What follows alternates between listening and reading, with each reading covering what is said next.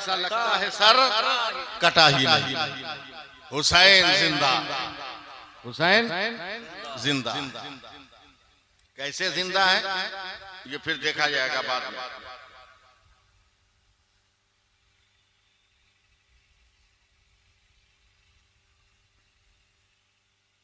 अल्लाह फरमाता है जो अल्लाह की राह में कत्ल किए जाए उन्हें मुर्दा न कहो बल्कि वो जिंदा।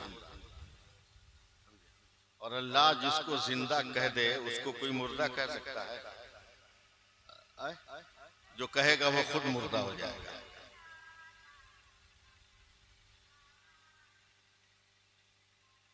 किसका नाम हुसैन?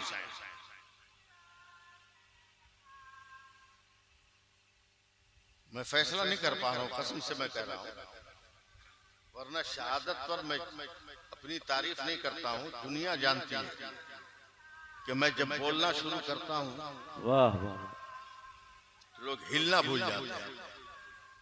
लेकिन आज मैं फैसला नहीं कर पा रहा हूं कहां से शुरू करूं।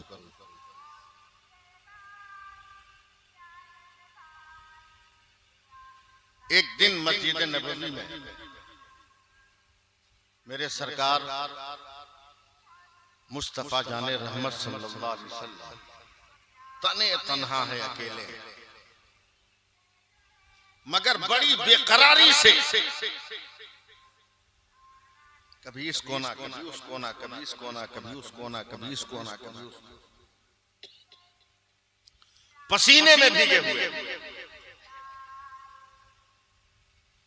अचानक हुजूर की चची हजरत सैयदना अब्बास रज़ियल्लाहु ताला अन्हु की अहलिया हजरत उम्मुल फज़ल रज़ियल्लाहु ताला अन्हा ये मस्जिद नबी के दरवाजे पर और नबी की बेकरारी देखकर फरमाया, या रसूल अल्लाह क्या दुश्वारी है? मेरे नबी ने हजरत उम्मुल फज़ल को देखते ही मुस्कुरा कर कहा, अल्हम्दुलिल्लाह के आप आ गए। क्या मतलब? क्या इस वक्त मैं किसी औरत ही का इंतजार कर रहा था, उसी से मेरा मकसद पूरा हो। चची जान बोला, हाँ या रसूल अल्लाह हुक्म हो। का मेरा इल्म कह रहा है कि आज मेरी बेटी फातिमा के घर एक बेटा जन्म लेगा, लेकिन मैं बाप हूं, फातिमा बेटी है। मैं कैसे पूछूं कि फातिमा बेटा कब जन्म होगा? कुछ तकाजा है शर्म गैरत का। आप औरत हैं, आप जाइए और मेरी बेटी से पूछिए कि क्या हाल है। हजरत सैयदा उम्मुल फज़ल जाती है। जिस वक्त हजरत सैयदा फातिमा ज़हरा के घर में कदम रखा, उस वक्त सैयदा फातिमा ज़हरा बड़े खूबसूरत से बच्चे को अपनी गोद में लेकर बैठी। मैं अब आपसे कुछ नहीं कहूंगा, सिर्फ आंख खोले रहिए आप।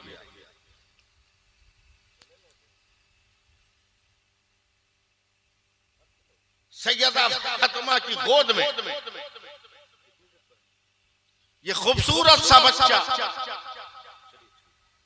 ऐसा लग रहा था जैसे किसी ने तकद्दुस के मेहराब और मिंबर पर कोई नूर का चिराग रोशन कर दिया हो। सैयदा उम्मुल फज़ल घबरा कर पूछती है, ए बेटी फातिमा, तेरा ये बेटा कब पैदा हुआ? सैयदा फातिमा मुस्कुरा कर कहती है, दादी जान चंद सेकंड पहले। लफ्जों पे गौर कीजिएगा, चंद सेकंड पहले एक औरत ने औरत को औरत की नजर से देखा। हजरत उम्मुल फज़ल ऐसे करती है। बोला मुमकिन नहीं। बोला क्या मतलब? का मैं भी औरत हूं, तू भी औरत है। मैं जानती हूं कि जब एक बच्चा पैदा होता है, जन्म लेता है, तो औरत को कुछ मुश्किलें आती हैं, कुछ परेशानियां आती हैं, कुछ मंजिलें होती हैं, उनसे औरत को गुजरना पड़ता है। ए फातिमा अगर चंद सेकंड पहले पैदा हुआ तो बच्चे की वलादत से पहले जो गंदगी, खून और पानी का इखराज होता है वो कहां है? तो तो हजरत फातिमा ज़हरा कहती है, दादी जान आप पता नहीं क्या कह रही हैं, मेरे पेट में हल्का सा दर्द का एहसास हुआ, बर्दाश्त मैंने आंखें बंद की तो मेरा ये नूर नजर जमीन पर पड़ा था, मैंने उठाकर इसने अपने कलेजे से लगा लिया है और मैंने दूध का कतरा पिलाना शुरू किया। इतना सुनना था, हजरत उम्मुल फजल दौड़ी दौड़ी मेरे नबी की बारगाह में आती हैं और कहती हैं, या रसूल अल्लाह गजब हो गया, आपकी बेटी फातिमा ने तो औरत की फितरत के खिलाफ बगावत कर दिया है। कहा क्या हुआ है? तो आपकी बेटी, आपने वलादत के लिए कुछ शरीयत के कवानीन बनाए हैं कि जब बच्चा पैदा होता है तो पहले खून और पानी का सैलान होता है, अगर ये नरमी और गीलापन न हो तो बच्चे का इखराज मुमकिन नहीं होता है। मगर या रसूल अल्लाह, आज आपकी बेटी फातिमा तो ज़हरा ने एक चांद से बेटे को जन्म दिया है, न पहले खून और पानी है न बाद में खून और पानी है। जैसे पहले फातिमा तो ज़हरा साफ सुथरा थी, आज भी तेरी फातिमा साफ सुथरा है। तब मेरे नबी मस्जिद नबवी में टहलते हुए फूलों की क्यारी के करीब गए हैं और फूल की डाली से फूल तोड़ा है और मुस्कुरा कर कहता हूं, उम्मुल फजल ये बता कि जब किसी फूल की डाली पर फूल खिलता है तो क्या फूल आने से पहले भी पानी का कोई कतरा आता है और पानी का फूल खिलने के बाद भी पानी का कोई कतरा टपकता है? तो हज़रत उम्मुल फजल कहती है, नहीं या रसूल अल्लाह, फूल की डाली पर जब फूल खिलता है न पहले पानी न बाद में पानी होता है। तब हजरत नबी अकरम कहते हैं, अब तो फैसला करना आसान हो गया, जब दुनिया में फूल की डाली पर फूल खिले न पहले पानी न बाद में पानी, आज तो जन्नत के पेड़ में फूल खिल गया है, आज कैसे पानी आएगा? उम्मुल फजल ऐलान कर दो, फातिमा भी पाक है, अली भी पाक है, आने वाला बेटा भी पाक है और उसका नाना मुस्तफा भी पाक है। नारे तकबीर, नारे रिसालत। हजरत अल्लामा मौलाना सैफुल्लाह अलीमी साहब क़िबला, ताजदारे करबला कॉन्फ्रेंस, सरजमीने रामपुर काशी। वाह वाह वाह वाह, बारकल्लाह बारकल्लाह। अता हो अता हो। अल्लाह फरमाता कि जो अल्लाह की राह में कत्ल कीजिए उन्हें मुर्दा न कहो बल्कि वो जिंदा।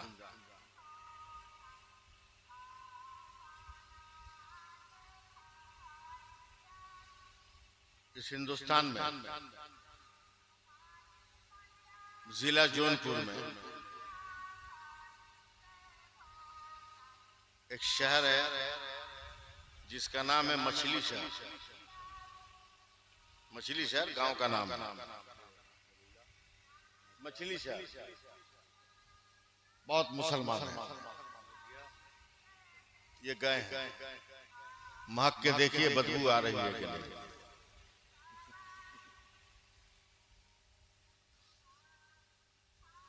अच्छी जगह पढ़े लिखे लोग, और आज नहीं अंग्रेजों के जमाने में भी पूरे गांव के लोग बड़े बड़े पोस्ट पे थे, कोई जज, कोई वकील, कोई डॉक्टर, कोई प्रोफेसर, कोई लेक्चरर। बहुत बड़ी मुस्लिम आबादी।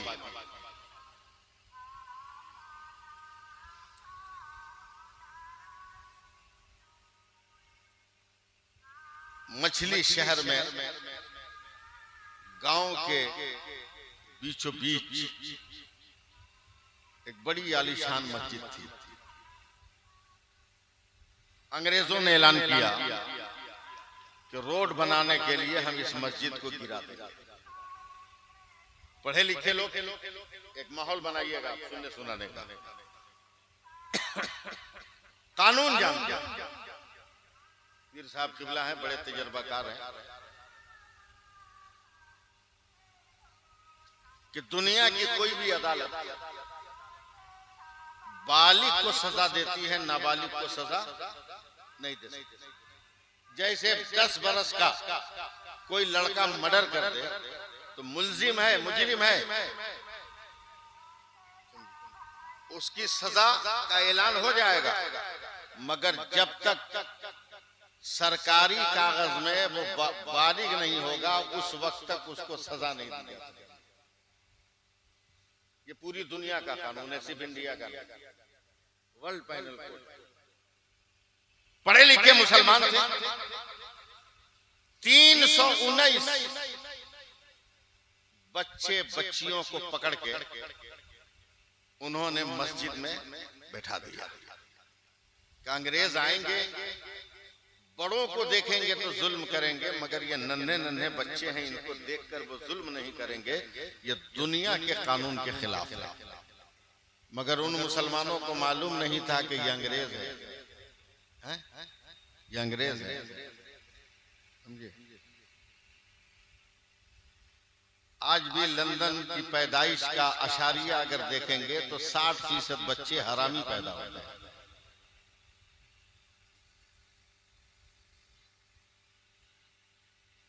उनको क्या मतलब बच्चों से? ये कलमा पढ़ने वाले बच्चे हैं, उनको क्या मतलब? उन्होंने तोप लगाए और मस्जिद के साथ साथ 319 लड़के लड़की को भी उन लोगों ने उड़ा दिया। किसी का हाथ उड़ा, किसी का पैर उड़ा, किसी का बदन कटा। तैयार रहिए। रोते गाते वहां के मुसलमानों ने मुकदमा करके इन लाशों को दफन कर दिया। मगर बस्ती छोटी, कब्रिस्तान छोटा, मरने वाले ज्यादा थे, इसलिए छोटे छोटे बच्चों को एक एक कब्र में 2-2, 3-3 रखकर दफन कर दिया। मगर पढ़े लिखे मुसलमान, इन्होंने हाई कोर्ट में केस किया, मुकदमा चलता रहा। तकरीबन कई महीने गुजरने के बाद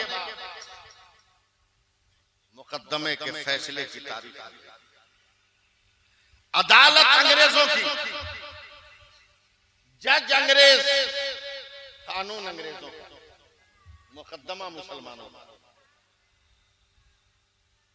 मगर अचानक अंग्रेज जज ने मुसलमानों से कहा, तुम फैसला किससे चाहते हो? अपने खुदा के कुरान से या अपने भारत के संविधान से? तो हर मुसलमान की जबान से बेसाख्ता निकल गया कि हम अपने खुदा के कुरान से फैसला चाहते हैं। अंग्रेज जज कहता है कुरान का फैसला सुनना है, तो वो फैसला यहां नहीं होगा, उस कब्रिस्तान में होगा जिसमें तुमने बच्चों और बच्चियों को दफन किया है। कल अदालत का पूरा सिस्टम उसी कब्रिस्तान में लागू होगा। चलो तुम मछली शहर के कब्रिस्तान, एक हंगामा बरपा, बनारस से लेकर लखनऊ तक, प्रयागराज सब डिवीजन में, जौनपुर में लाखों इंसान का जम्मे गफीर है। उलमा की जमात भी खड़ी है। अंग्रेज जज ने कहा, इंक्वायरी के लिए यह जरूरी है कि इन बच्चों में से किसी एक की कब्र खोदो ताकि मैं फैसला सही सुना सकूं। उलमा की इजाजत पाकर कई महीनों के बाद जब एक कब्र खोदी गई तो उसमें 4 बच्चे दफन किए गए थे। वो चारों मरे हुए नहीं हैं, बैठकर आपस में एक दूसरे से धक्का धुक्की खेल रहे हैं। इस पर भी आप लोग सुभान अल्लाह नहीं बोलिएगा, एकदम चुपचाप रहिए, वरना कहीं खामोशी का रोजा टूट न जाए। जलसा सुनने बैठे हैं कि मातम करने बैठे हैं? हम तो समझ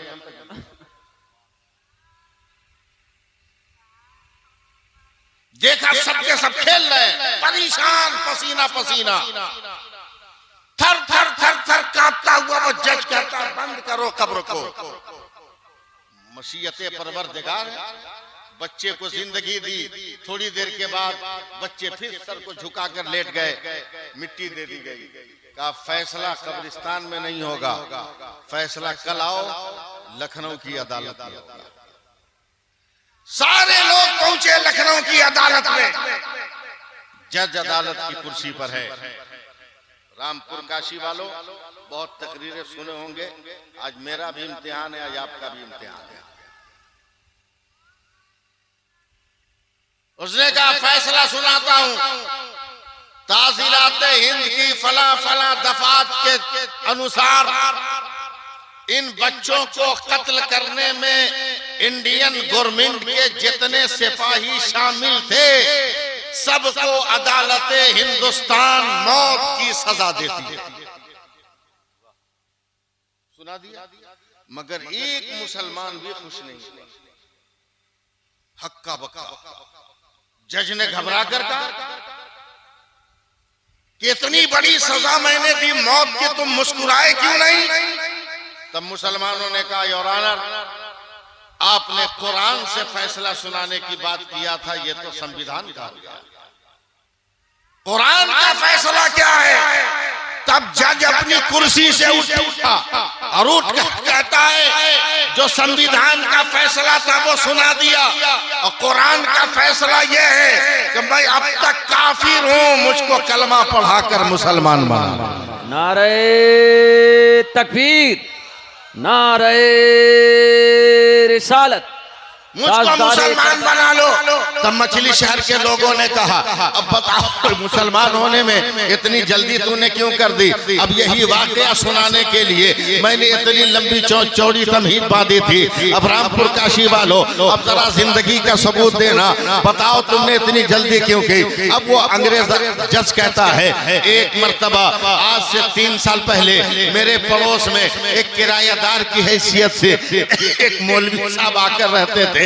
बड़ी अच्छी आवाज थी। सुबह को मॉर्निंग वॉक में हम साथ साथ निकलते थे। वो कुरान पढ़ते थे, इतना अच्छा पढ़ते थे ना कि मेरा दिल उनकी तरफ झुक गया था। पढ़ते पढ़ते पढ़ते पढ़ते कुरान का नशा मेरे ऊपर चढ़ने लगा। तब मैंने मौलवी साहब से कहा मुझे कुरान पढ़ना सिखा दो, इसकी आयतें बड़ी अच्छी लगती है। तुम जब कहते हो अल्हम्दुलिल्लाह रब्बिल आलमीन तो कायनात की रानाई निगाहों के सामने आती है। जब तुम कहते हो मालिक यौमिद्दीन तो खुदा से बड़ा कोई मालिक ही नजर नहीं आता। जब रहमान रहीम कहते हो तो खुदा से बड़ा करने वाला कोई नजर नहीं आता। ऐ मौलाना हमें तो कुरान पढ़ा दे। उन्होंने कुरान खरीदा, मुझे दिया, अली बेते से पढ़ाया। मैं पढ़ा लिखा आदमी हूँ। चंद महीने में कुरान पढ़ने लगा और कुरान का तर्जमा भी पढ़ने लगा। अब रामपुर काशी वालों सुनो, मैंने एक पारा की तिलावत किया, दिल एकदम मुतमईन था। एक पारा मुकम्मल मैंने पढ़ लिया, दिल को इत्मीनान और सुकून था। मगर जैसे ही दूसरा पारा शुरू किया तो गुस्से और टेंशन से मैं पागल हो गया। जैसे ही मैं ईसाइयत पर पहुंचा, या अय्युहल्लज़ीना आमनुस्तईनु बिस्सब्रि वस्सलाह इन्नल्लाहा मअस्साबिरीन वला तक़ूलू लिमन युक़्तलू फी सबीलिल्लाहि अमवात बल अहयाउ वलाकिन ला तशऊरून। तो मैं पागल सा हो गया। खुदा कह रहा है जो अल्लाह की राह में कत्ल किए जाए उन्हें मुर्दा न कहो बल्कि वो जिंदा है। ये कैसे मुमकिन है? जिनका सर कटा हो वो जिंदा कैसे होगा? जिसकी गर्दन कटी हो वो जिंदा कैसे होगा? जिसका दिल फटा है वो जिंदा कैसे होगा? जिसकी बूटियां हो गई हो वो जिंदा कैसे होगा? न जाने कितने घोड़ों ने जिसके बदन को रोक दिया हो वो जिंदा कैसे होगा? मैंने गुस्से में कुरान को जुज़्वे दान में लपेट के रख दिया। ए दुनिया वालों, तुम कहते हो कुरान सच किताब है, मगर ये तो अजीबो गरीब फलसफा बयान कर रहा है। ये मुर्दे को जिंदा कह रहा है। उस दिन से मैंने कुरान पढ़ना छोड़ दिया। आज भी मेरे घर की ताक पे कुरान रखा है। अचानक ये शहीद का मुकदमा जब मेरी अदालत में आया तो मैं चौंक गया कि कुरान को चेक करने का मौका मिल गया है। मैंने कब्रिस्तान में तेरे मुर्दों की कब्र इसीलिए खोला था कि देखूं कुरान कह रहा है जो शहीद है वो जिंदा है, मैं देखूं तेरे बच्चे जिंदा है कि नहीं। मगर जब मैंने तेरे बच्चे को देखा तो मैंने फैसला कर लिया कि जब भारत का शहीद जिंदा है तो करबला का शहीद क्यों नहीं जिंदा होगा?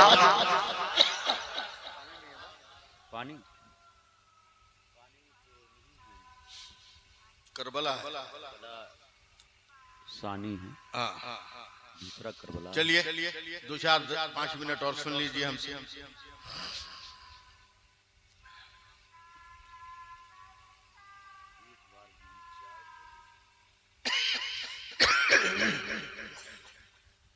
या हुसैन बोल दीजिए।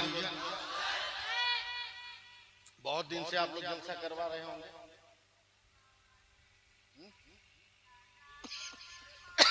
बहुत दिन से करवा रहे होंगे। या हुसैन बोलते भी होंगे, बोलते हैं कि नहीं? बोल के दिखाइए। 10 मुहर्रम को इतनी आवाज में बोलते हैं, इतना पगला पगला के बोलिएगा ना कि मस्जिद की अजान भी सुनाई नहीं देगी, नमाज का वक्त भी ध्यान में नहीं रहेगा, और लाठी लेके कूदते रहिएगा या हुसैन बोलते रहिएगा। इसीलिए तो सारी दुनिया में पीटा रहे, बोलो या हुसैन, मगर अजान सुनो तो खामोश हो जाओ, अजान सुनो तो रुक जाओ, नमाज का वक्त हो तो रुक जाओ। सिर्फ नाम ही लिया है, समझा भी है कि हुसैन के नाम का पैगाम क्या है?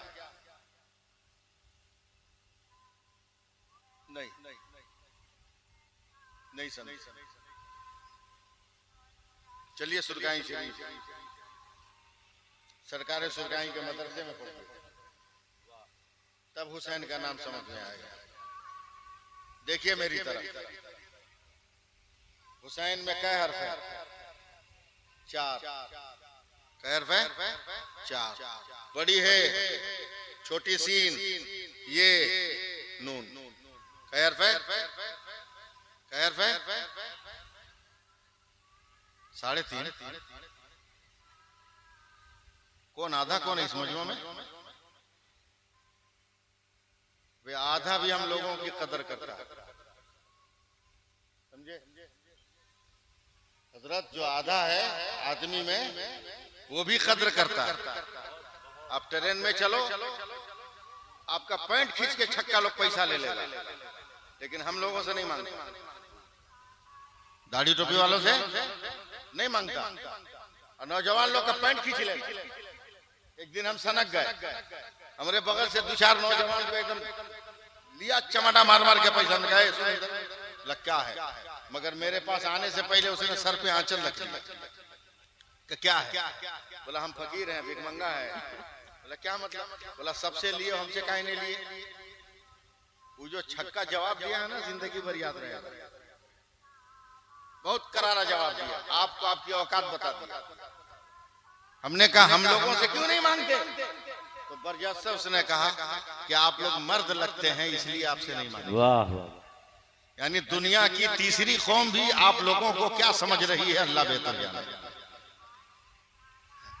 इसीलिए कहते हैं कि हुसैनी बन जाओ, जमाने का हर यजीदी पहचान लेगा कि इसके घर का बेटा भी असगर जैसा होता है। 4 हर्फ है, हे सीन ये नून। लाठी ले लेके सरसों तेल पिला पिला कर आपने नारा लगाया, समझ न सके हुसैन कौन है। मगर आज ताजदारे करबला कॉन्फ्रेंस में नबी रहे आला हजरत की आमद होने वाली है। इस पुरकैब जलसे में सैफुल्लाह अलीमी आपको बता रहा है कि हुसैन किसको कहते हैं। पहला अर्थ है, मैं तो जो तकरीर कर रहा हूं, अगर मैं लखनऊ कानपुर में बोलूं इसको तो हाहाकार मच जाएगा, मगर मैं आपकी खामोशी के समंदर के करीब अपने लफ्जों का पानी प्याला में लेके खड़ा हूं। डर है कहीं प्याला गर्क ना हो जाए। पहला अर्थ है, मैंने कहा है हुसैन कौन? हुसैन आवाज आई, पहला अर्थ कहता हक वाला हुसैन, हक्कानियत वाला हुसैन। मैंने कहा कौन हुसैन? तो नाम हुसैन से आवाज आई। दूसरा अर्थ कहता सीन, सजदे में सर कटाने वाला हुसैन। मैंने कहा कौन हुसैन? तो तीसरा अर्थ याने कहा याद खुदा में मस्त होने वाला हुसैन। मैंने कहा कौन हुसैन? तो चौथे अर्थ नून ने कहा नाना की उम्मत को नारे दोज़ख से बचाने वाला हुसैन। मगर हम लोगों ने त्योहारों के लिए नाम हुसैन रखा,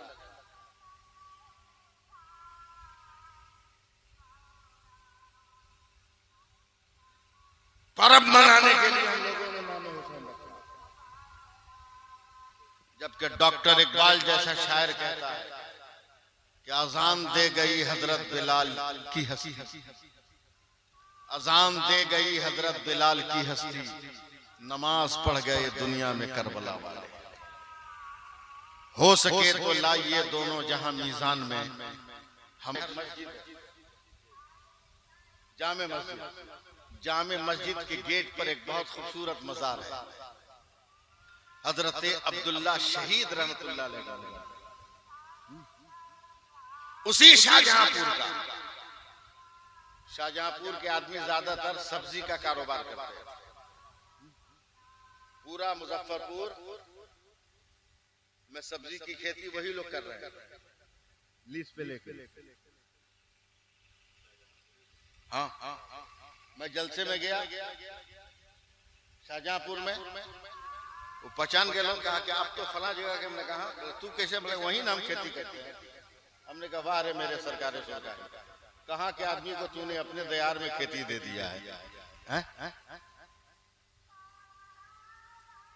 मजार है, उस गांव के एक आदमी सफर कर रहा है, जंगल आ गया, सूरज डूब गया, डर के मारे हालत खराब, जाए कहां? एक पेड़ के नीचे दुबक के बैठ गया, मगर कहीं से शेर, कहीं से चीता की आवाज, थर थर थर कांप रहा है। आज रात गई हमारी। जब तक दूर एक उजाला नजर आया, छुपते छुपाते, डरते डराते उस उजाला तक पहुंचा तो देखा एक बहुत बड़ा रूम है, हॉल कमरा है, उसमें से मुश्को अंबर और ऊद की खुशबू आ रही है, उसी इसके चिराग की रोशनी बाहर आ रही है। ये डरते डरते घर में कदम रखा तो खुशबू से दीवाना हो गया, और इसका डर बढ़ गया नेमत साहब कि अब तो लगता है कि बुरा फंसे, जिन्नातों की खानकाह में पहुंच गए। हालत खराब, एक कोना में छुप के बैठ गया, थर थर कांप रहा है। थोड़ी देर के बाद देखा कि बहुत सारे लोग घोड़ों पे बैठ के आ रहे हैं, और सबका चेहरा बड़ा खूबसूरत है, नूर की तरह चमक रहा है। थोड़ी देर के बाद एक और आदमी आया घोड़े पर बैठकर, और उसके चेहरे पे नकाब पड़ा हुआ है। वो आदमी उस मकान में दाखिल होकर जो स्टेज बना था ना, उस स्टेज पर और बाकी सब लोग नीचे बैठ गए। अचानक स्टेज पर बैठने वाले आदमी ने कहा,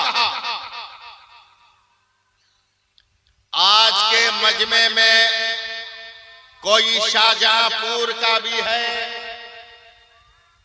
तो मजमे में जो लोग बैठे थे उसमें से एक आदमी उठा, का सरकार मैं शाहजहांपुर का हूं। तो स्टेज पर बैठे हुए आदमी ने कहा कि इस मकान के उस कोने में शाहजहांपुर का एक आदमी रास्ता भटक गया है, डर से उसकी हालत खराब है, जाइए उसको शाहजहांपुर पहुंचा के आइए। और सब सुन रहा है, देख रहा है। तब तो और भयानक किस्म का डरने लगा कि वाकई हम जिन्नात के चक्कर में पहुंच गए। एक आदमी वहां गया, बोला शाहजहांपुर जाना है? बोला हाँ। बोला जब तक मैं न कहूं तब तक आंख मत खोलना, आंख बंद कर। आंख बंद किया, सर पे हाथ। थोड़ी देर के बाद आंख खोल। जब आंख खोला उसने तो देखा वाकई ये तो शाहजहांपुर की जामे मस्जिद के गेट पे बैठा हुआ। वो आदमी सामने है जो पहुंचाने आया था। पकड़ लिया, बोला आप कौन? बोला तुम हमको नहीं जानते हो?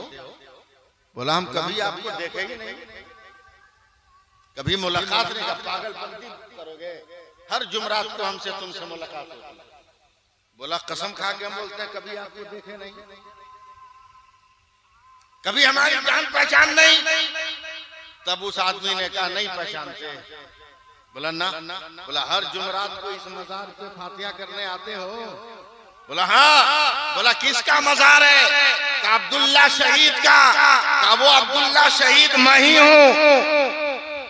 अब्दुल्ला शहीद मैं ही हूं। तब उस आदमी ने पकड़ कर कहा, जब तुम अब्दुल्ला शहीद हो तो बताओ उस मकान में कौन लोग थे। तब वो कहते हैं जो नीचे बैठे हुए थे वो सारे हिंदुस्तान के शोहदा थे जो मुख्तलिफ जंगों और मैदानों में शहीद हुए थे। आज हमारा मुकद्दर जाग रहा था कि हम शहीदों के बीच में नवासे रसूल इमाम हुसैन तकरीर करने वाले थे, मगर मैं तुम्हें पहुंचाने आ गया। जो स्टेज पर बैठा था वो कोई और नहीं था, वो मेरा हुसैन था जो कल भी जिंदा था, आज भी जिंदा है और कयामत तक जिंदा रहने वाला है।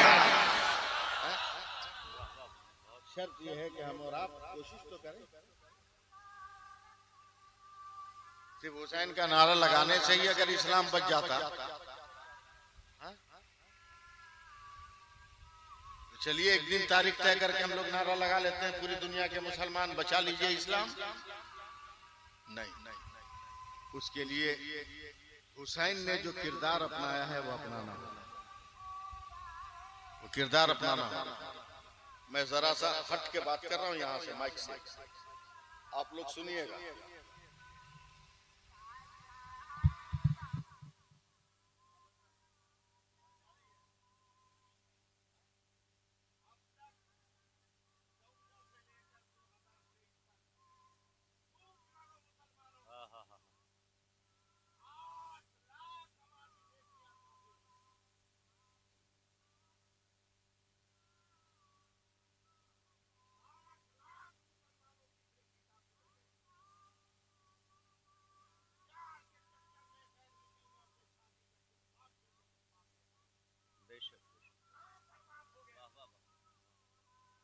जाना है तो ज़ैनब के दुपट्टे का वास्ता है। घर बना चाहे मत बना, अपनी बेटियों की आबरू बचा ले।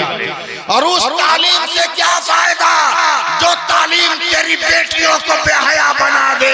वो तालीम दो जो तेरी बेटियों को फातिमा बना दे और तेरी पोतियों को सैयदा ज़ैनब। बताओ शर्म की बात है कि नहीं? किस बुनियाद? हमारे नौजवानों ने इतना जबरदस्त डिमांड शुरू कर दिया कि जब तक 2-4-5 लाख लेंगे नहीं ये कबील तो कहेंगे। गरीब की बेटी क्या करेगी? जब शादी का कोई रास्ता नजर नहीं आता तो हराम रास्ता नजर आ जाता है।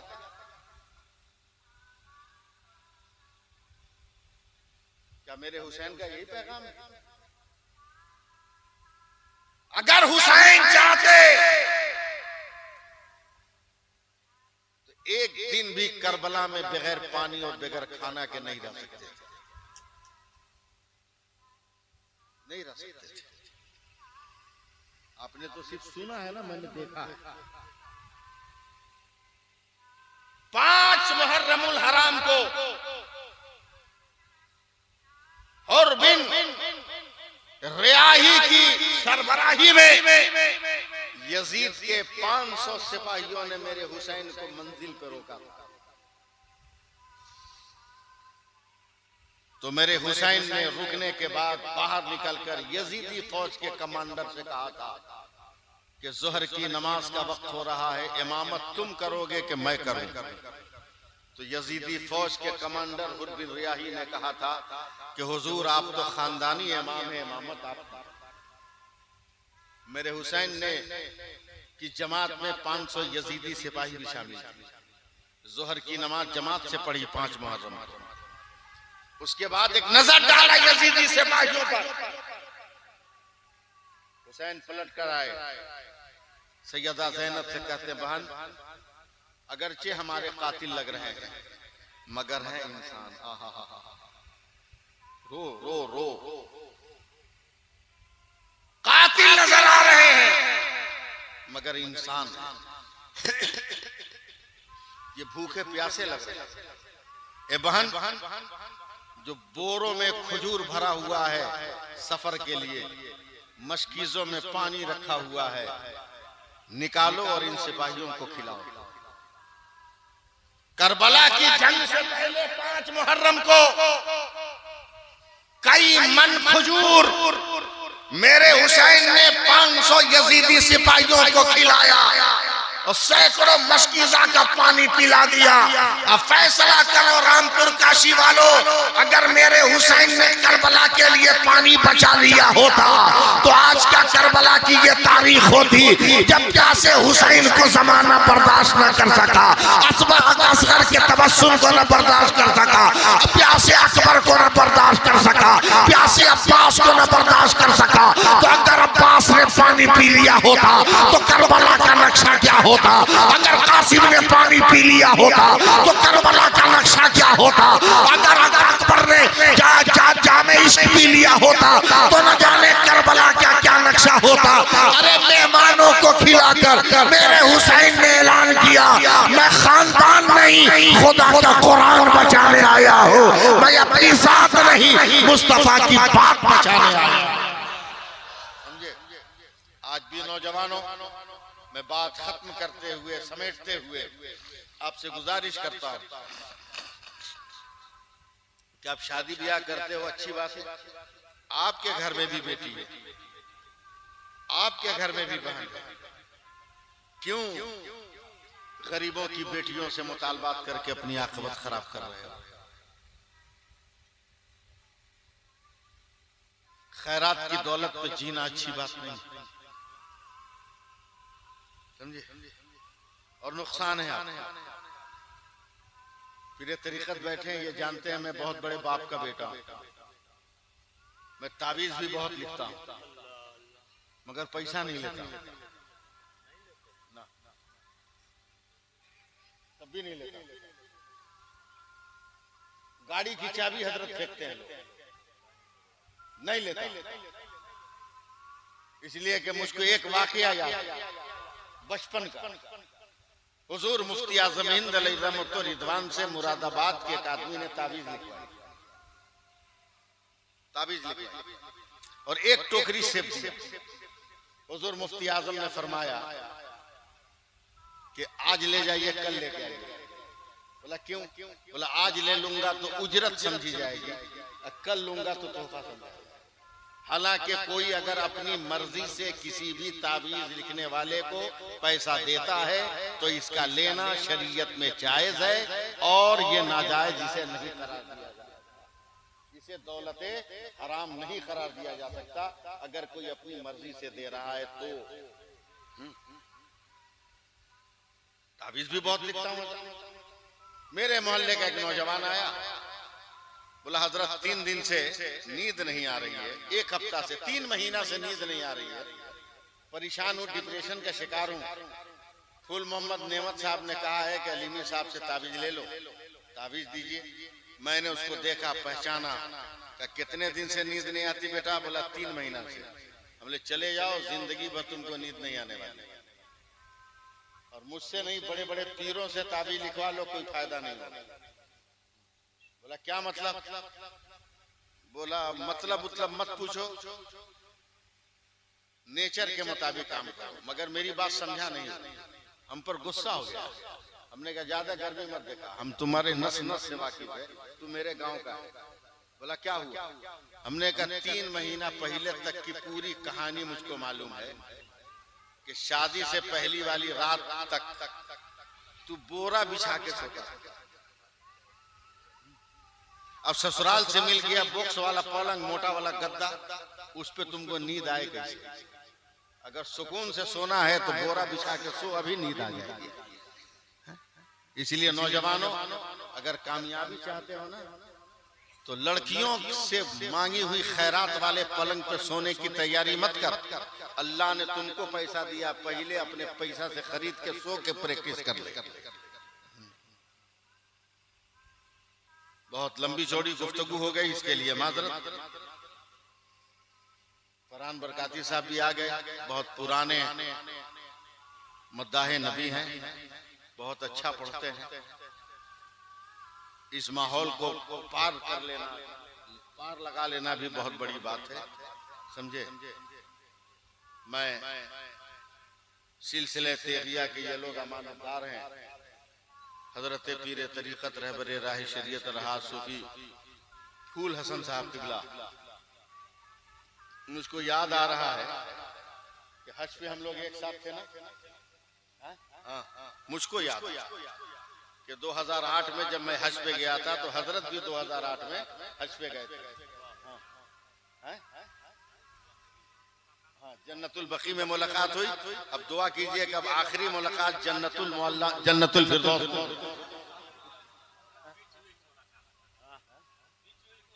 नहीं, परमानेंट मुलाकात के लिए कह रहे हैं। हम लोग तो तेगी सिलसिले वाले, हम लोग तो मिलते जुलते रहे, इसलिए कि मजबूर पीर तो है नहीं हम लोग तो बाख्तियार पीर। तो अपनी तारीफ खुद करना होगा। हम लोग मजबूर पीर नहीं ना है, हम लोग पावरफुल वाले पीर हैं।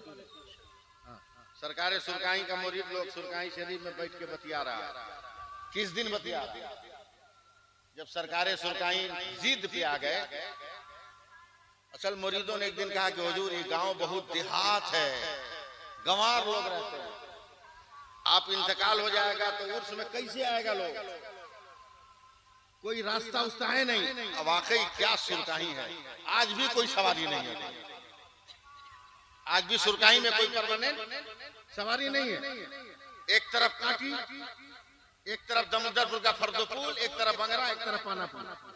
इतना दूर से या तो रिजर्व सवारी से आइए या तो पैदल आइए। आज भी परमानेंट सवारी नहीं है सुरकाई शरीफ के लिए। का कम्युनिकेशन की बहुत दुश्वारी है, यहाँ मत रहिए, चल के शहर में मुजफ्फरपुर के करीब कहीं मजार बनाएंगे, मुरीद लोग को आराम रहेगा। कहा नहीं, सुनो सुनो, नहीं, मुझको इस सुरकाई की धरती से मोहब्बत हो गई है, मैं यहीं रहूंगा, मैं यहीं रहूंगा। समझे? तो मुरीद भी क्वालिटी होती है ना हजरत। बातचीत खत्म हो गई, हजरत लेटे हैं, दूठे मुरीद आपस में बात कर रहा है। चुप चुप, मरे देने बुढ़वा को, आपस में बात कर रहा, मरने दो। इनको क्या पता कि मरने के बाद हम दमोदरपुर में रखें कि सुरकाही में के मुजफ्फरपुर में, इनको क्या पता, मरने दो। जीत पे अड़े हुए सरकारें सुरकाई की आंख खुल गई। अगर रामपुर वालों अभी भी नहीं बोलोगे तो जिंदगी में नहीं बोल पाओगे।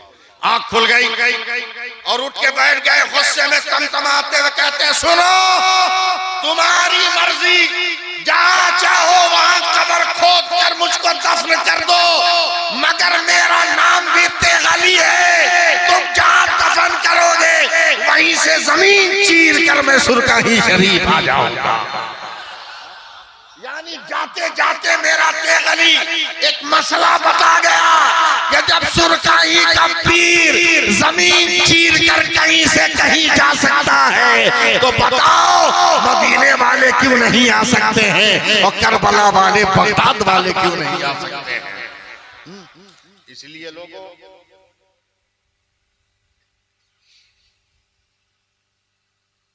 आखिरी बात, कभी कभी बैंक जाते हैं कि नहीं? बोलिए पैसा साहब नहीं लेंगे, बोल दीजिए। जाते हैं ना? मेरे ख्याल से कभी कभी ट्रेन में टिकट रिजर्व करा के भी चलते होंगे कि खाली जनरल में धक्का खाते? टिकट भी रिजर्व कराते होंगे ना?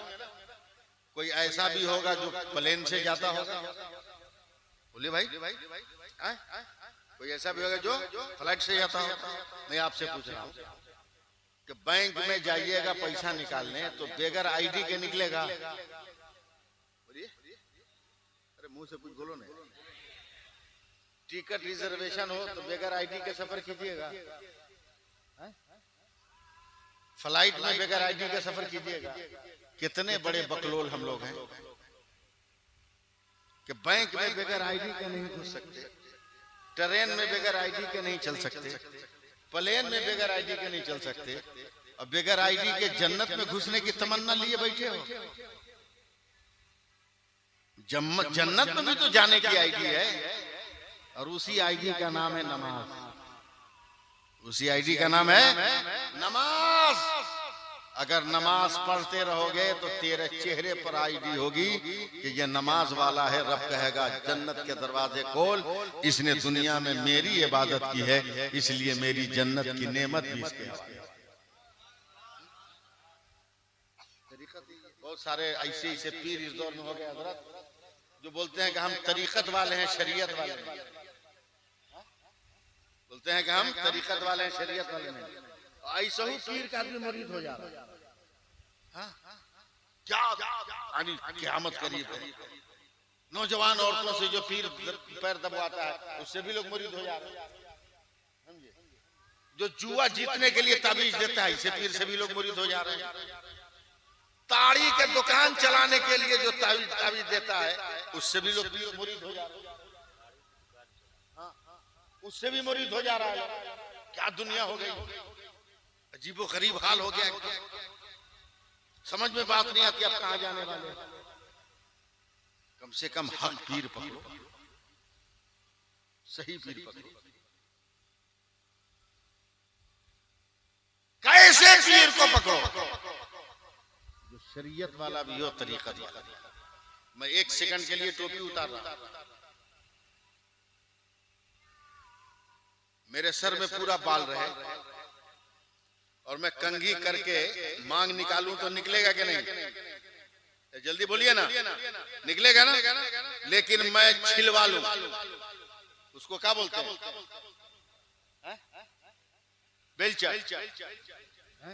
बेलचट हो जाए, टकला हो जाए, और उसके बाद दिन भर नहीं, दिन भर कंघी लेके मांग निकालते रहे, निकलेगा? बोलो नहीं ना, नहीं।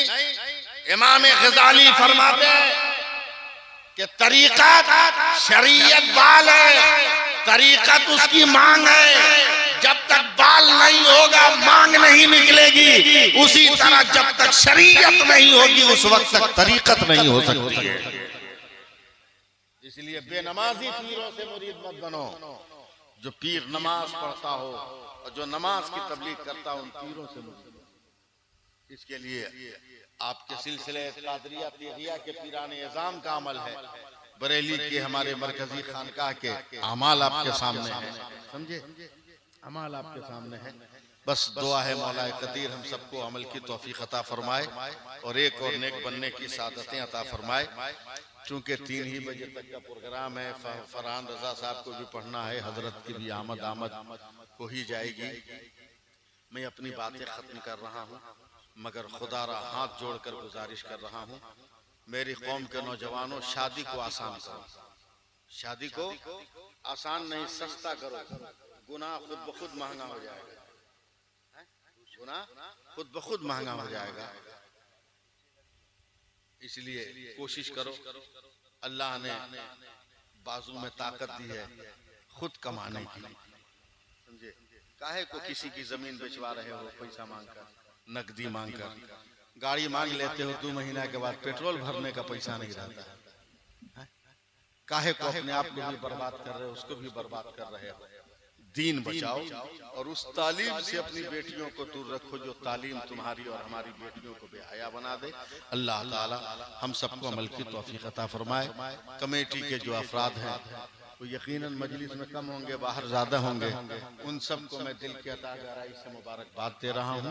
अल्लाह उनके हौसलों को सलामत रखे, सुनने सुनाने का माहौल बनाइए तो इंशाअल्लाह तबारक व तआला इमाम हुसैन क्या है, करबला की हकीकत क्या है, सब मैं आपके सामने साफ साफ लफ्जों में रख सकता हूँ।